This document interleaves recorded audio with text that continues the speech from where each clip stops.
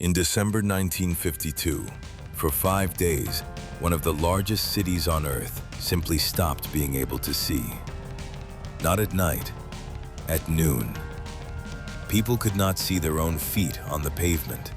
A fog had settled over London. Londoners barely looked up. They had lived with fog their whole lives.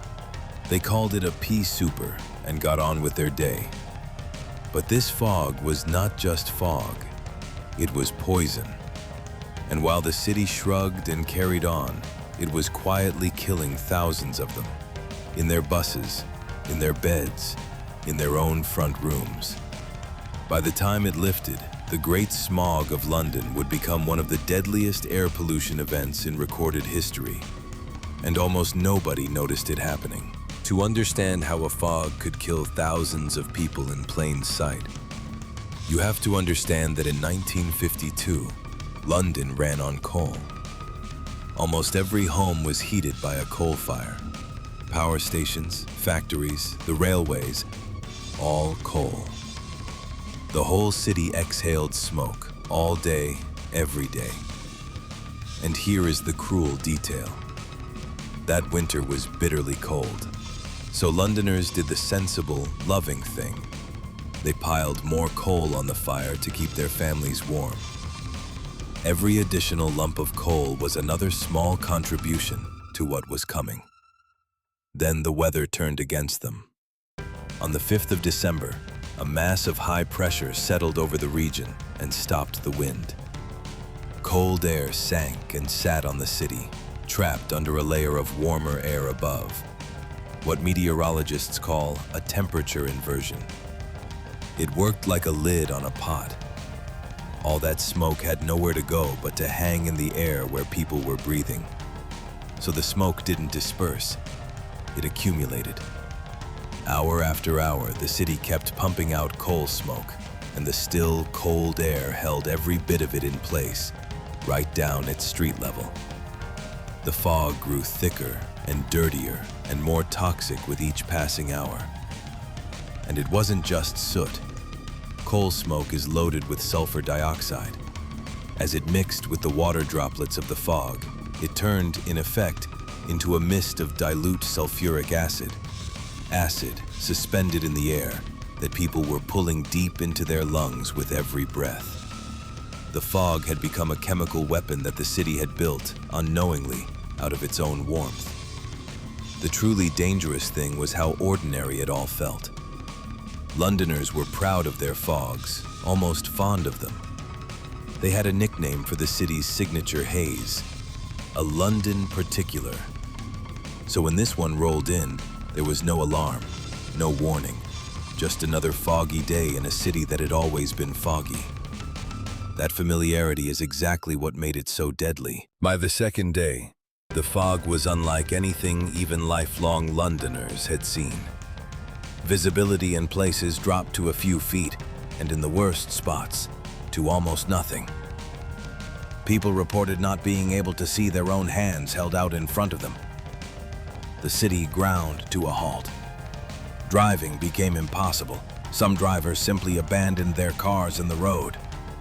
Buses crept along behind men on foot carrying lanterns and flares to guide them. The only public transport that kept running normally was the underground, because it ran below the poison. The fog got indoors. It seeped into cinemas and theaters until audiences couldn't see the screen or the stage, and performances were canceled. It got into a famous cattle show at Smithfield, where prize animals began to choke and collapse.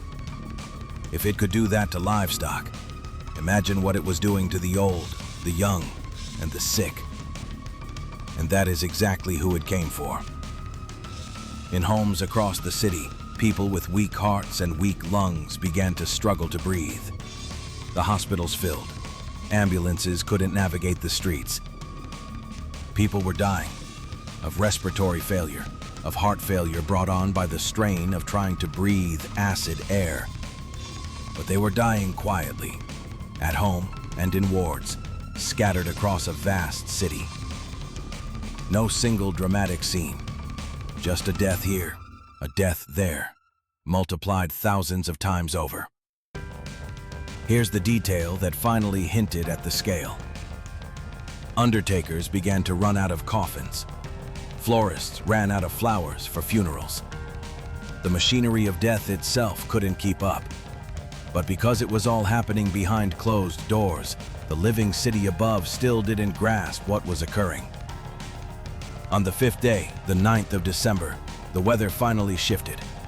The wind returned, swept in off the Atlantic, and in a matter of hours blew the whole deadly cloud out to sea. The fog was gone. London brushed itself off and went back to work, treating the whole thing as a memorably bad few days. The real reckoning hadn't even begun. In the days after the fog lifted, officials began to add up the death records, and the numbers made no sense. In the period of the smog and immediately after, far more Londoners had died than should have. The first official estimate put it around 4,000 excess deaths. 4,000 people in a few days from the weather. Even that staggering figure, it turned out, was almost certainly too low. Later analyses, looking at the death rate in the weeks and months that followed, concluded the true toll was likely far higher. By some modern estimates, as many as 12,000 people died as a result of those 5 days. Tens of thousands more were left with damaged lungs for the rest of their lives. And here is the turn, the part that makes this more than a freak weather story. At first, the government was reluctant to act. There was an instinct to blame the deaths on a flu epidemic, to treat it as bad luck rather than a man-made disaster. Coal was the lifeblood of the British economy. Telling people they couldn't burn it freely was politically dangerous. But the dead were too many to wave away. Public pressure built, investigations followed, and slowly, an idea that should have been obvious took hold. A city has no right to fill the air its people breathe with poison, no matter how essential the source. The air itself had to be protected. The result, 4 years later, was a landmark, the Clean Air Act of 1956. It created smoke control areas where only cleaner, smokeless fuels could be burned. It pushed homes and industry away from raw coal. It was one of the first times a modern government accepted that clean air is not a luxury. It is a basic public good that the state has a duty to defend. The Great Smog is, in a real sense, where the modern environmental movement was born. And it worked. London's killer fogs, which had haunted the city for centuries, faded into history.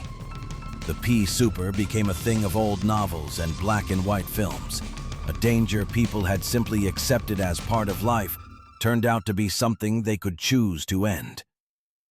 Once they finally admitted it was killing them. It would be comforting to file the Great Smog under things people back then didn't understand.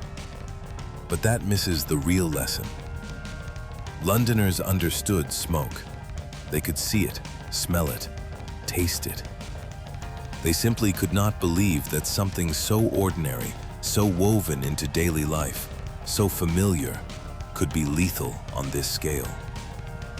The danger wasn't hidden. It was hiding in plain sight, disguised as normal. That's the quiet catastrophe at the heart of this story. There was no eruption, no explosion, no obvious villain. Just a cold week, a still sky, and millions of people doing the most reasonable thing in the world, keeping their families warm. The catastrophe was built out of 1,000 small, sensible decisions, and it killed in a way too slow and too scattered for anyone to see while it was happening. And that is why this story refuses to stay in 1952. We are still remarkably bad at fearing dangers that are invisible, gradual, and tangled up with our normal way of living. A threat that arrives as a spectacle we act on. A threat that arrives as just another foggy Tuesday we tend to wait out until the coffins run short. The people who died in the Great Smog weren't reckless. They were warm, and they were going about their lives, trusting that the air that had always been there would go on being safe to breathe. Their deaths brought us something real, the principle that the air belongs to all of us, and no one has the right to poison it. We breathe a little easier because they didn't. That's another catastrophe the textbooks rush past. Thank you for watching. If these stories matter to you, subscribe. Every week I find one more that history left in the footnotes. I'll see you in the next one.